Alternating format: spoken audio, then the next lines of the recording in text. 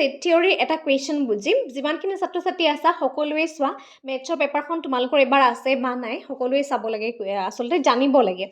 আমাক এটা কুৱেশ্যন দিয়া হৈছে কুৱেশ্যনটো হৈছে এটা সেট হয় আৰু সেই সেটৰ ভেৰিয়েবল দিছে x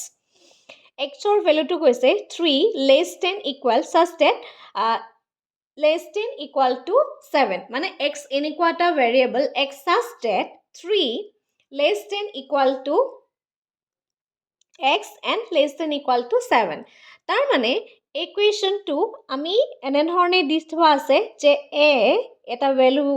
x such that 3x less than equal to 7 তাৰ মানে এই সেট থিওৰিটোত কি কৈছে জানানে ইয়াৰ ভ্যালুটো হ'ব 3 4 5 6 and 7 ইয়াৰ ভ্যালুটো হৈছে এই যে less than equal to বুলি আছে less than and তলত আৰু এটা ড্ৰেছ দি আছে কোৱা হয় less than equal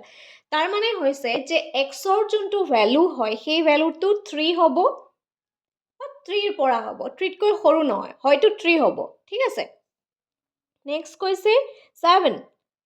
less than equal to 7 তাৰ মানে ইয়াৰ ভ্যালুটো 7 লৈকে আছে ঠিক তেনে ধৰণে b ৰ যোনটো ভ্যালু v ৰ ভ্যালুটো কি হৈছে x such that 4x 7 তাৰ মানে এটো হ'ব 4 5 6 7 8 9 10 আমাক কি সুধিছে a intersection b সুধিছে a intersection যদি b হৈছে তেতিয়া হলে আমি কি কৰিব পাৰিম a intersection b যদি সুধে ডাইৰেক্টলি যদি আমি কৰিলো হেতেন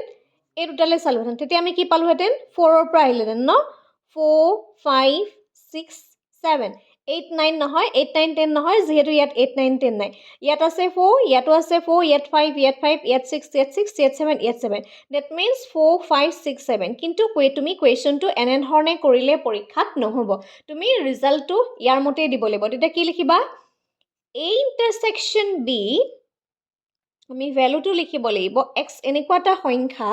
যোনটো সংখ্যাৰ কিহৰ পৰা আৰম্ভ হ'ব 4 মানে 4 পৰা আৰম্ভ হ'ব